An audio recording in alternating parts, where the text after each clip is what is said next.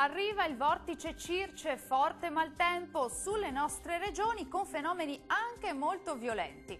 Vediamo il dettaglio. Sul Veneto giornata di maltempo, come annunciato, rovesci e temporali diffusi un po' ovunque, forti al pomeriggio sui settori centro-occidentali e settentrionali con rischio di grandinate e nubifragi, dunque prestare massima attenzione.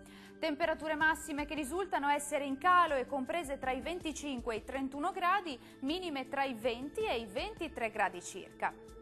Che tempo farà invece sul Friuli Venezia Giulia? Anche qui diffuso maltempo con rovesci e temporali, soprattutto nel pomeriggio sera, quando potranno essere anche in particolar modo violenti e a carattere di nubifragio.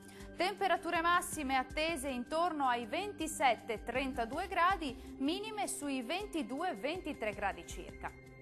Andiamo ora a vedere che tempo farà sul Trentino Alto Adige. Anche qui rovesci e temporali diffusi per tutto il giorno, anche forti e con rischio di grandinate e nubifragi sulle aree centro-meridionali. Diamo uno sguardo alle temperature, le massime risultano essere in calo, attese intorno ai 26-27 gradi, minime sui 22-23 gradi circa. Il mare sarà generalmente mosso, i venti moderati da sud. Dal meteo è tutto, arrivederci!